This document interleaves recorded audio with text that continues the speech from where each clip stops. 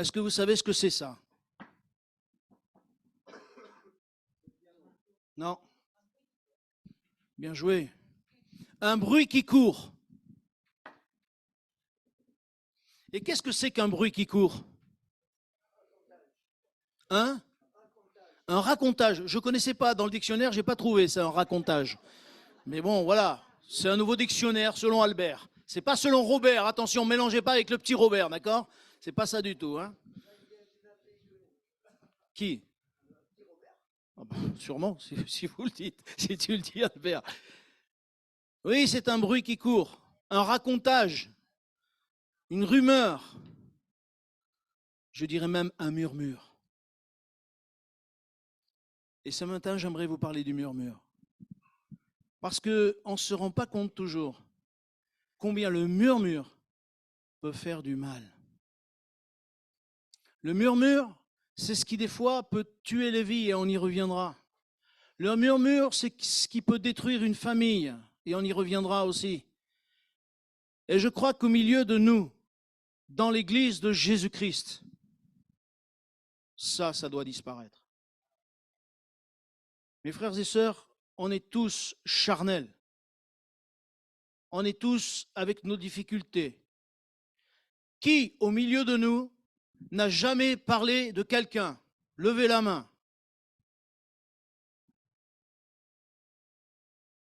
Donc, je vois qu'on est tous à la même enseigne. On est tous à la même enseigne. Parce qu'on a tous raconté ou parlé des choses des uns et des autres. Et il y a une manière de le dire, une manière de parler. Il y a une manière de dire les choses sur les autres. Parce que moi, comme je disais une fois à quelqu'un, c'est vrai, je constate des choses. Et quand je constate des choses, je suis obligé de dire à quelqu'un, mais attends, est-ce que j'ai rêvé ou quoi là? Mais qu'est-ce qu'il nous fait lui? Donc je parle de cette personne. Après, tout dépend de ce que je vais en faire de ce murmure. Est-ce que je suis un murmure pour faire du mal, pour casser quelque chose, Mais je crois que nous devons réaliser que nous devons faire, comment dire, séparer les choses. Je ne veux pas, au travers de ça, dire on ne doit plus parler. C'est pas vrai, c'est pas possible. C'est dans notre nature. Jésus a même dit à ses disciples ne faites pas comme les pharisiens. Faites ce qu'ils vous disent, mais ne faites pas ce qu'ils font.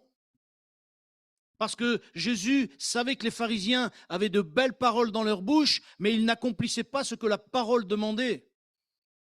Donc même Jésus a dit, mais il ne l'a pas dit dans le sens de nuire à ces pharisiens. Il a dit surtout dans le sens de sauver ses disciples. Parce que le désir de Jésus, c'est qu'on soit sauvé. Le désir de Jésus, c'est qu'on passe de la mort à la vie. Le désir de Jésus qui revient bientôt, c'est quand il revient que nous puissions tous partir avec lui. Est-ce que vos valises sont prêtes? Ouais, il y en a un qui va partir alors. Hein. Ah, on ne prend pas de valise. Le futur frère dit, on est venu sans rien, on s'en va sans rien. Et il a raison. Et l'autre frère, il dit, on n'a pas besoin de valise, on s'en va. Mais bien sûr qu'on s'en va sans valise. Et alléluia, parce qu'on s'en va sans valise. Et heureusement qu'on n'amène pas des choses de la terre. Ça viendrait encore nous pourrir le ciel. Vous rigolez ou quoi? Non, non. Mais bien sûr, mais il nous faut être prêts quand même. Et pour être prêts, pour que nos cœurs soient prêts, il y a des choses que nous devons trancher dans nos vies. Je pense souvent à Akan, et on en parlait ce matin avec mon frère, Baba Akan. Oui, non, c'est pas le même. Celui-là, il est spirituel, l'autre, il n'était pas du tout spirituel. Akan, il a péché. Et parce qu'il a péché, a fait que tout le peuple a ramassé. Tout le peuple a perdu. Et s'il y a au milieu de l'église le péché, Dieu ne pourra pas nous bénir. Parce que Dieu veut que son peuple soit saint. Mais vous allez dire, mais comment? On ne peut pas de nous-mêmes. C'est vrai, je vous l'ai déjà dit. On ne peut pas de nous-mêmes, on ne peut pas de notre force. Mais Dieu est plus fort que tout. Et par le Saint-Esprit, il peut petit à petit enlever, vous savez, couper les épines de la rose que nous sommes. Il peut couper les épines. Il peut émonder afin que nous devenions de nouvelles créatures. Amen. J'aimerais prendre un texte avec vous qui se trouve dans les Nombres. au chapitre 12. Est-ce que vous savez, vous connaissez la définition du murmure? Alors, il y a beaucoup de choses. Je comprends que vous ne puissiez pas la connaître parce que moi-même, je savais ce que c'était un murmure, mais quand j'ai vu toute la définition et tous les mots qui se rattachent au murmure, vous permettez, je vous les lise. Chuchotement, plainte sourde, commentaire désobligeant, par une ou plusieurs personnes, bien sûr, hein. Grognement, plainte, protestation, bougonner. Il y en a qui bougonnent ici? Un peu. Alors, je ne vous dis pas ceux qui beaucoup. Geindre, se plaindre, râler. Est-ce qu'il y a des râleurs ici? Tout le monde dit oui, ben, c'est bien, vous vous êtes reconnus. Déjà, vous avez reconnu que vous étiez râleur. Seigneur, ils veulent faire des progrès, c'est ça que ça veut dire. Et moi, ça réjouit mon cœur de voir qu'on dit, ben, Seigneur, c'est vrai, je suis un râleur. Est-ce que vous voulez changer? Alors ça aussi, c'est un grand amen que je dis. Parce que c'est ça, murmurer, râler, ronchonner, etc., etc. Vous chercherez dans le petit Robert, dans la Rousse, dans ce que vous voulez. Mais non, le grand Robert, ça n'existe pas. Il n'y a que le petit Robert. Eh oui. Mais c'est ça, murmurer. Nombre chapitre 12, verset 1, s'il vous plaît, il est écrit ceci. Tout le monde y est. Marie et Aaron parlèrent contre Moïse au sujet de la femme éthiopienne qu'il avait prise, car il avait pris une femme éthiopienne. Ils dirent, est-ce seulement par Moïse que l'Éternel parle? N'est-ce pas aussi par nous qu'il parle? Et l'Éternel l'entendit. Je ne perds pas ma phrase. Or, Moïse était un homme fort patient, plus qu'aucun homme sur la face de la terre. Soudain, l'Éternel dit à Moïse, à Aaron et à Marie, allez, vous trois, à la tente d'assignation. Et ils y allèrent tous les trois. L'Éternel descendit dans la colonne de nuée, et il se mit à l'entrée de la tente. Il appela Aaron et Marie, qui s'avancèrent tous les deux. Et il dit, écoutez bien mes paroles. Lorsqu'il y aura parmi vous un prophète, c'est dans une vision que moi, l'Éternel, je me révélerai à lui. C'est dans un songe que je lui parlerai. Il n'en est pas ainsi de mon serviteur Moïse, car il est fidèle dans toute ma maison. Je lui parle bouche à bouche. Je me révèle à lui sans énigme, et il voit une représentation de l'Éternel. Pourquoi donc n'avez-vous pas craint de parler contre mon serviteur, contre Moïse? La colère de l'Éternel s'enflamma contre eux, et il s'en alla. La nuée se retira de dessus la tente, et voici, Marie était frappée d'une lèpre blanche comme la neige. Aaron se tourna vers Marie, et voici, elle avait la lèpre. Alors Aaron dit à Moïse, de grâce, mon Seigneur, ne nous fais pas porter la peine du péché que nous avons commis en insensé, et dont nous nous sommes rendus coupables. Oh, qu'elle ne soit pas comme l'enfant mort-né dans la chair et à moitié consumé quand il est hors du sein de sa mère. Moïse cria à l'Éternel en disant, ô Dieu, je te prie, guéris-la. Et l'Éternel dit, écoutez bien, et l'Éternel dit à Moïse, si son père lui avait craché au visage, ne serait-elle pas comme 7 jours un objet de honte, qu'elle soit enfermée 7 jours en dehors du camp, après quoi elle y sera reçue. Amen. C'est un texte fort. Et c'est un texte qui nous parle du murmure. Mes frères et sœurs, mes amis, certaines fois, on a des murmures dans le cœur, on ferait bien d'y réfléchir, parce qu'on ne réalise pas que Dieu entend. On ne réalise pas que Dieu nous entend même chez nous. Dieu entend même ce qui se passe dans nos cœurs et dans nos pensées. Et il sait très bien. Et moi, je comprends très bien qu'on puisse râler auprès de Dieu, dire « Seigneur, je ne comprends pas, je suis en colère par ceci. » Et Dieu peut entendre que dans nos cœurs, on soit blessé. Dieu peut entendre que dans nos cœurs, on soit meurtri et qu'on rouspète en disant, Seigneur, j'ai trop de peine, j'en ai marre, je souffre, on m'a fait du mal, un tel m'a fait ceci, un tel m'a fait cela, et qu'on puisse dire non, je ne suis pas d'accord, et Dieu peut l'entendre, et Dieu peut nous parler. Mais là, au travers déjà des 2 premiers versets, on se rend compte que c'est tout de suite Marie qui a entraîné Aaron, son frère. Pourquoi? Parce que déjà, dans le premier mot, c'est qui? Marie et Aaron parlèrent.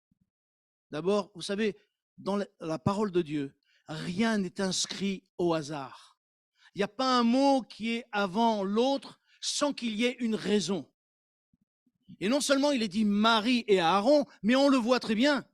Qui a été couvert de lèpre? C'est Marie. Et comment ça se fait? Parce que c'est elle qui a entraîné son frère. Alors vous allez me dire, oui, mais elle a juste dit qu'il ne s'est pas marié avec la bonne personne. Non, non, non, ça c'est l'excuse qu'elle a donnée de sa bouche. Il est marié avec une Éthiopienne. Ça c'est l'excuse qu'elle a voulu donner pour pouvoir parler contre son frère. Mais la vraie raison, on le voit au verset 2. Et qu'est-ce qu'il est dit au verset 2? Est-ce seulement par Moïse que l'Éternel parle? N'est-ce pas aussi par nous qu'il parle? Pourquoi? Parce qu'elle aurait voulu la place de Moïse. Parce qu'elle voulait prendre la place de Moïse. Elle voulait dire, mais il y a Moïse, d'accord, mais moi aussi je suis là. Et voyez, le problème, c'est qu'il y a murmure et murmure. Et certaines fois, on ne se rend pas compte que nos murmures, c'est à cause de notre intérêt. Et si nos murmures sont à cause de notre intérêt, de ce qu'on va en tirer nous-mêmes, vous croyez que Dieu va laisser passer la chose? Moi, je ne crois pas.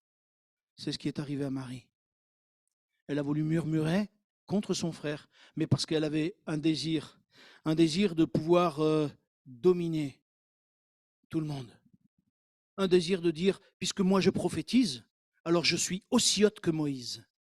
Donc elle voulait la même considération que Moïse.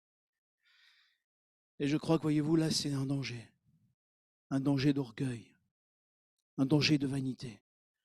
Et la parole nous dit que Dieu résiste aux orgueilleux, mais il fait grâce aux humbles.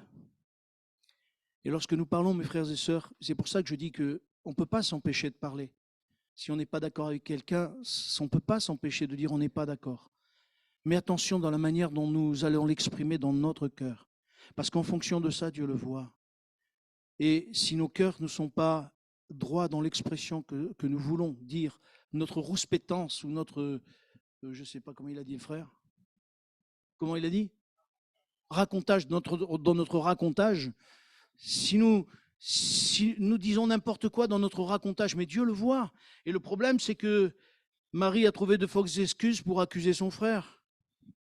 Non, non, restons droits. Parce qu'une des premières raisons qui peut arriver dans nos vies des murmures, ça peut être la jalousie, ça peut être l'ambition, ça peut être, et comme je l'ai déjà dit, le besoin de paraître. Et ça, voyez-vous, c'est un danger. Parce que même nous qui sommes sur l'estrade, nous sommes en danger si nous voulons être plus grands que Jésus. Comme j'aime à le dire, le patron de cette église, vous savez qui c'est? C'est Jésus.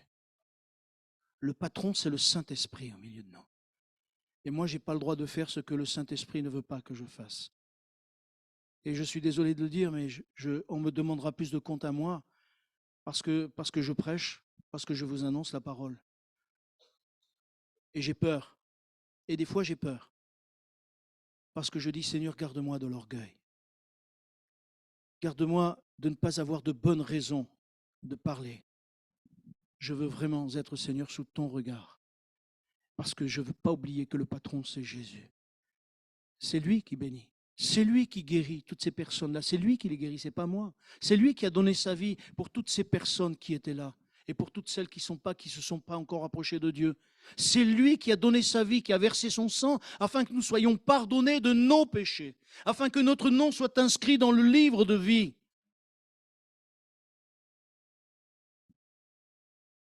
Jésus, justement, il avait le même problème avec les pharisiens. Le même problème.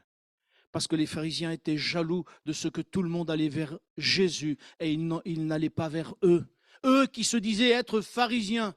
Alors ils ont mal parlé de Jésus. Ils l'ont accusé de même posséder. Ils ont dit que Jésus était un possédé. Parce que justement, ils étaient mal dans leur peau. Attention dans la manière dont nous allons murmurer. Je vois que le temps il passe et il faut que j'aille plus vite. La deuxième chose, j'aimerais prendre avec vous dans le livre des Galates, s'il vous plaît. Je vais passer pas mal de choses parce que le livre des Galates,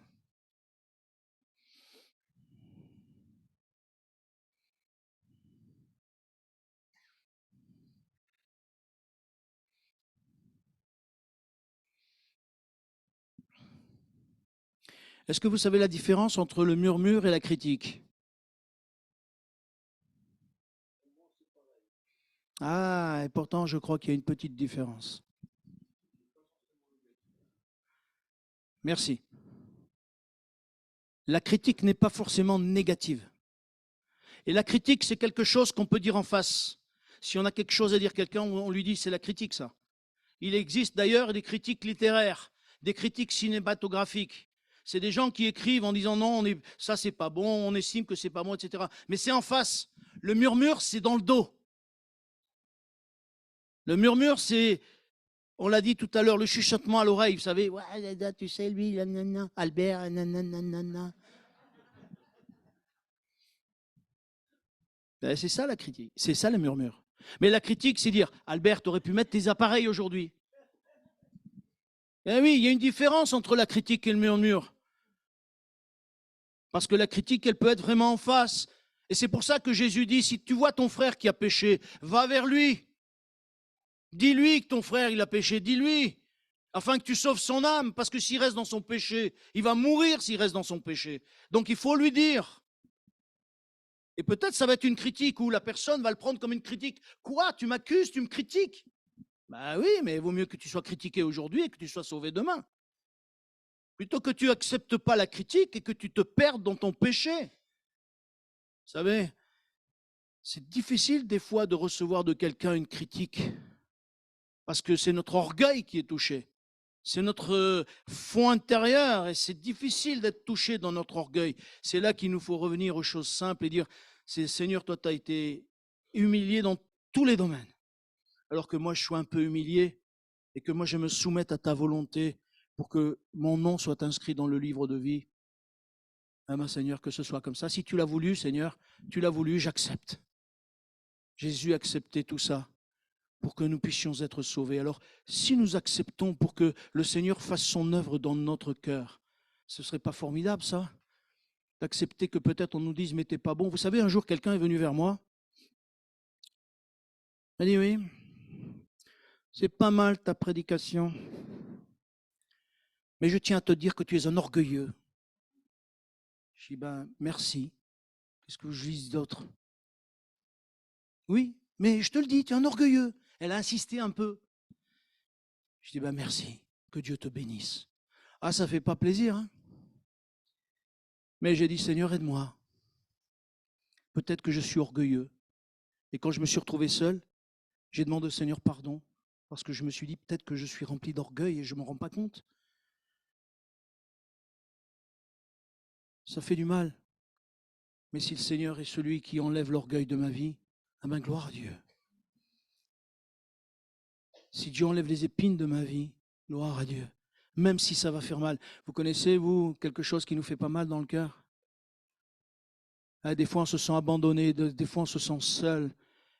Mais Dieu ne nous abandonne jamais. Et il nous aime. Et il veut nous conduire à aller plus loin. Et j'ouvrir une parenthèse. Vous permettez que j'ouvre une parenthèse, hein, je le fais. Oh purée, je ne vais pas avoir le temps. Je vais ouvrir une parenthèse. Un jour, ma soeur, un jour, mon frère, si quelqu'un vient te dire quelque chose, ne te rebelle pas. Accepte. Mets-le au pied du Seigneur. Et dis-lui, Seigneur, si c'est vrai, rectifie dans mon cœur, rectifie dans ma vie, parce que je veux marcher pour toi. Et je tiens à te dire que tu seras béni doublement, parce que Dieu est fidèle. Il permet l'humiliation, mais c'est lui qui relève. C'est lui qui relève. Et quand il relève, vous savez, ça vaut tout. Notre cœur est dans la joie. Et même on en oublie l'humiliation, parce que Dieu est fidèle. Galates, je reviens sur Galates, s'il vous plaît, au chapitre 5 et à partir du verset 13. Et là, on se retrouve dans le passage où il y en a qui, dans les Galates, se chamaillaient un petit peu, et à cause de ce que il y en a qui voulaient, en tant que chrétiens, la circoncision, et les autres, ils disaient non, la circoncision, c'est nul, et ils arrivaient à se prendre la tête les uns les autres, et ça créait dans l'Église un mal-être, et ils se murmuraient les uns contre les autres. Et l'apôtre Paul, au verset 13, va dire ceci: frères, vous avez été appelés à la liberté seulement. Ne faites pas de cette liberté un prétexte de vivre selon la chair, mais rendez-vous par amour, serviteurs les uns des autres. Car toute la loi est accomplie dans une seule parole, celle-ci: tu aimeras ton prochain comme toi-même. Mais si vous vous mordez et vous dévorez les uns les autres, prenez garde que vous ne soyez détruits les uns par les autres. Amen. L'apôtre Paul continue, il dit: je dis donc, marchez selon l'esprit et vous n'accomplirez pas les désirs de la chair. Amen. Mes frères et sœurs, ce qui arrive dans les murmures, c'est qu'après il peut y avoir des querelles. On a le droit, comme je l'ai déjà dit, on a le droit de ne pas avoir la même opinion. On a le droit de ne pas être d'accord sur certaines choses. Mais une chose qu'on n'a pas le droit, c'est de ne pas s'aimer. Et je crois, voyez-vous, c'est quelque chose qui de plus en plus va être difficile dans l'Église. Parce que ce monde est en train de faire semblant qu'il s'aime, mais il se déteste. Mais dans l'Église, il ne faut pas que les choses elles soient comme ça. Parce que pourquoi les gens agissent comme ça? Parce qu'ils murmurent les uns sur les autres, parce qu'ils ont des ambitions les uns par rapport aux autres, parce qu'ils ont des opinions pour montrer qu'ils sont les meilleurs. Mais qui c'est qui est meilleur, dites-moi, devant Dieu? Qui? Personne n'est meilleur devant Dieu. Et nous avons besoin de rester vraiment dans l'humilité et dire: Seigneur, aide-moi à ce que je ne puisse pas parler des choses contre mon frère, contre ma sœur.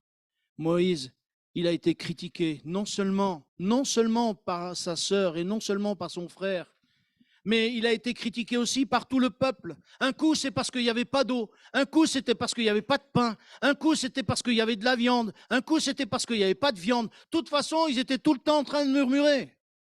Le nombre de fois dans l'Exode et dans les Nombres où le peuple il murmure contre Moïse, il murmure contre Aaron, il murmure contre Dieu. Qu'est-ce que ça fait être ce peuple de murmurer autant? C'est qu'au lieu de rentrer dans la terre promise comme ils devaient rentrer dans la terre promise très rapidement, ils ont galéré pendant 40 ans dans le désert. Parce qu'ils n'ont pas arrêté de murmurer dès les premiers moments. Et à un moment donné, Dieu va dire, j'espère que je l'ai marqué, là je ne sais plus si je l'ai marqué, je crois que c'est dans Nombre, je ne sais plus, je ne me rappelle plus si j'ai marqué ou pas, au chapitre 14 et verset 11.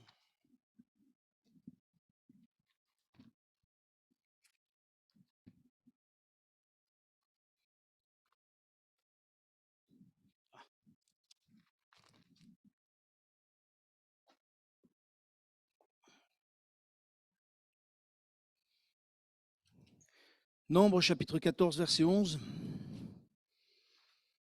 Ah, ça va vite avec l'ordinateur. Hein.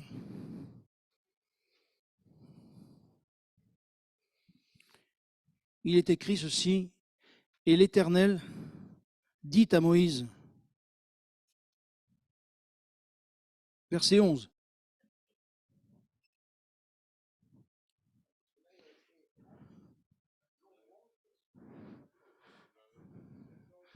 Oui, c'était 14-11 et non pas 11-14. 14-11. Et l'Éternel dit à Moïse, jusqu'à quand ce peuple me méprisera-t-il? Jusqu'à quand ne croira-t-il pas en moi, malgré tous les prodiges que j'ai faits au milieu de lui? Amen. Pourquoi? Mais parce que ce peuple est en train de constamment de murmurer contre Dieu. Et Dieu va dire au bout d'un moment, mais jusqu'à quand? Et je crois qu'il y a une chose qu'il nous faut comprendre, c'est que nous sommes en danger, nous nous mettons en danger nous-mêmes lorsque nous commençons à murmurer. Et lorsque surtout nous murmurons en ne faisant pas confiance à Dieu. Parce qu'à un moment donné, les choses, elles ne peuvent pas s'améliorer dans ce monde. Et même nos vies, elles ne vont pas aller vers le meilleur peut-être.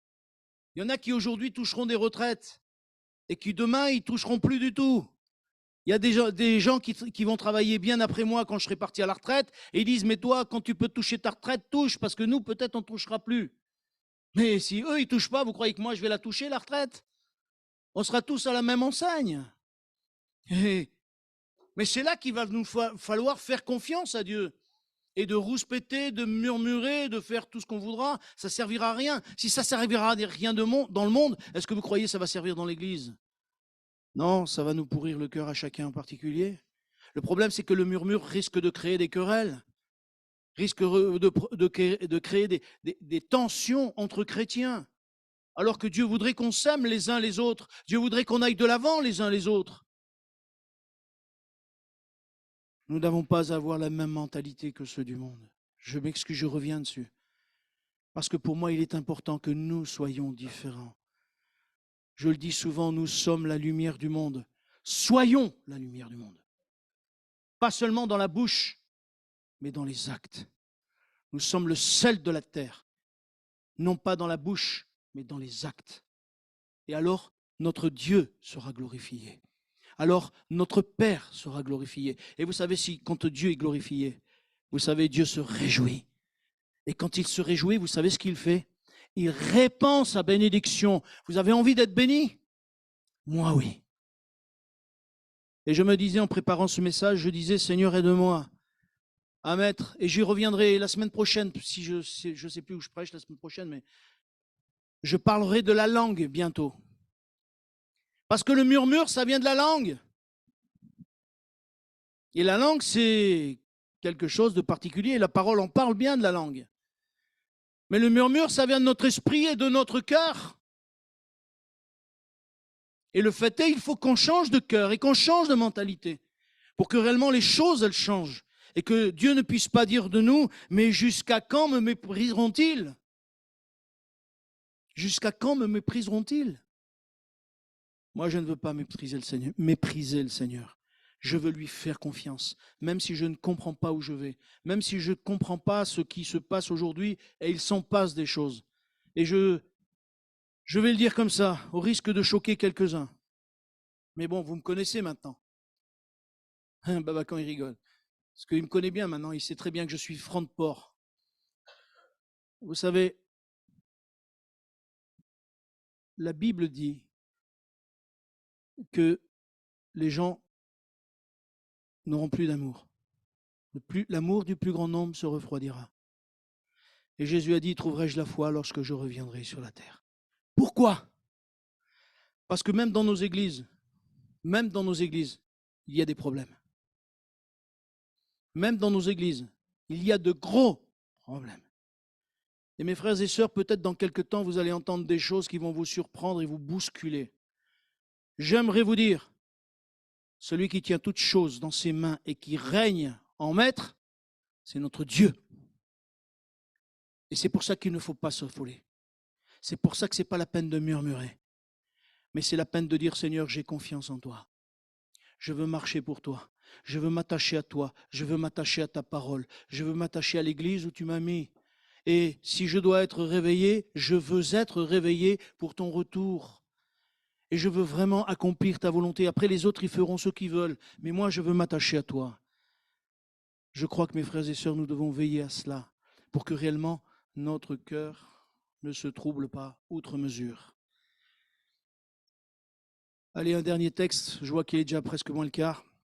Dans les Actes des Apôtres, savez, on n'a rien inventé, je n'ai rien inventé aujourd'hui non plus. L'homme est ce qu'il est. Dans les Actes des Apôtres, au chapitre 6, qu'est-ce qui s'est passé? Vous vous rappelez ce qui s'est passé dans les Actes des Apôtres, chapitre 6? Non, ça c'est bien avant, mon frère. La visitation du Saint-Esprit, c'était avant. Verset 1. C'est l'Église qui commence à murmurer. Elle est à peine née. L'Église est à peine née qui commence déjà à murmurer. Il faut croire que le murmure est attaché à nos vies et à nos cœurs. Il est dit en ce temps-là, le nombre des disciples augmentant, les hellénistes murmurèrent contre les Hébreux parce que leurs veuves étaient négligées dans la distribution qui se faisait chaque jour. La distribution, c'est-à-dire qu'à l'époque, ils prenaient la Sainte Seine tous les jours. Nous, on les prend une fois par semaine, mais eux, ils le prenaient tous les jours. Et il est dit, les 12 convoquèrent la multitude des disciples et dirent, il n'est pas convenable que nous laissions la parole de Dieu pour servir aux tables. C'est pourquoi, frères, choisissez parmi vous 7 hommes de qui l'on rende un bon témoignage et qui soient pleins d'Esprit Saint et de sagesse, et que nous chargerons de cet emploi. Et nous continuerons à nous appliquer à la prière et au ministère de la parole. Amen. Déjà, on se retrouve dans l'église qui est à peine naissante et il commence à y avoir des gens qui font tout et n'importe quoi. Mais parce que certaines fois, les gens arrivent avec leur mentalité, avec leur manière de faire. Imaginez, vous permettez, je vous choque encore ce matin? Imaginez qu'au milieu de nous rentre une prostituée avec les grands décolletés, avec les mini-jupes très très courtes. Qu'est-ce qui va arriver? Ouh là là, mais qu'est-ce qu'elle fait là, celle-là? Pourquoi elle est rentrée ici? Vrai ou faux? Non? Il y en a qui ne savent pas ce qu'il faut dire. Il y en a qui sont entre les deux eaux. Mais on doit dire quoi alors? Oui, non, mais... Oui, mais ça, c'est parce qu'aujourd'hui, on parle de ça. Mais quand on parle de ça, tout va bien, on dit tout le monde Alléluia, Alléluia. Moi, je me rappelle un jour à Vienne, il y a un Iroquois qui est rentré. Il avait une crête. Et tout le monde a dit, mais c'est quoi celui-là? Mais quelques temps plus tard, il avait coupé sa crête et il est venu en costume, il a dit, je viens honorer Dieu. Oh, au bout de quelques semaines, il avait compris qu'il était un pécheur et qu'il revenait, qu'il voulait s'attacher à Dieu. Mais mes frères et sœurs, le murmure, il commence là déjà. Quand quelqu'un rentre, quel qu'il soit, quelle que soit sa couleur, sa nationalité, ce que vous voulez derrière, mais c'est à nous à les accueillir comme Christ nous a accueillis. Et qu'on ne commence pas à murmurer en disant, oui, mais pourquoi il vient? Comprenez? Je vous dis, un mardi soir, il y a une femme musulmane qui est rentrée couverte et tout, toute venue avec son... Et j'ai dit, gloire à Dieu, moi. Alors, je n'ai pas dit à elle, j'ai dit à moi dans mon cœur. J'ai dit, Seigneur, qu'elles viennent plusieurs même. On va leur prêcher l'évangile. Et elle nous avait, je vous l'avais dit, je crois, elle nous avait laissé une lettre de remerciement parce qu'on avait prié. Son cœur a été touché. Je ne sais pas ce qu'il est devenu, je ne sais pas, mais Dieu le sait. Et c'est ça l'important. Et je crois que nous devons justement garder en tête et en esprit et dans notre cœur, attention aux murmures. Les murmures, les disciples ont les vécu et ils ont failli créer un problème. Il a fallu qu'ils lèvent des hommes et que les femmes ne servent plus. Alors, vous permettez, je vous raconte encore quelque chose. Une fois, on était à Vienne. Non, mince, c'est l'heure. Désolé. Dernier truc, et après j'arrête. On était à Vienne. Je peux le dire. Tu te rappelles, Jean? Tu te rappelleras sûrement, comme d'autres. Et puis, je faisais la Sainte Seine. Et puis, je demande à un frère la Sainte Seine, il me dit non. Un autre frère la Sainte Seine, il me dit non. Un autre frère la Sainte Seine, il me dit non. Je dis, ça commence à me gonfler. Je vais voir le frère. J'ai dit, écoutez, frère, voilà, ça fait 3 frères qui me refusent la Sainte Seine. Il m'en manque une personne. Et les frères, ils me disent non, ils me disent non, ils me disent non. Alors moi, je vais prendre une femme. Il me regarde. Il me dit, comme vous voulez, frère. J'ai été chercher une sœur. J'ai dit, tu viens faire la Sainte Seine avec moi. Elle me dit, ah non, ah non. Je dis quoi, tu veux pas honorer le Seigneur? Elle me dit, si, mais c'est pas ça. Qu'est-ce qu'ils vont dire les autres? Je dis, t'inquiète pas, c'est moi. Tu diras que c'est de ma faute. Et du coup, on a été faire la Sainte Seine. Et après, les frères m'ont dit, ah, une sœur. Et alors, à l'époque, il y a des sœurs qui servaient la Sainte Seine. Ça a choqué. Vous savez, si Dieu ne trouve pas de frères, il prendra des sœurs. Et c'est pour ça que j'aimerais dire aux frères, nous sommes dans un monde qui se féminise de plus en plus. Nous devons prendre notre place en tant que serviteurs de Dieu. Je ne vous parle pas de moi, hein. Vous êtes des serviteurs de Dieu.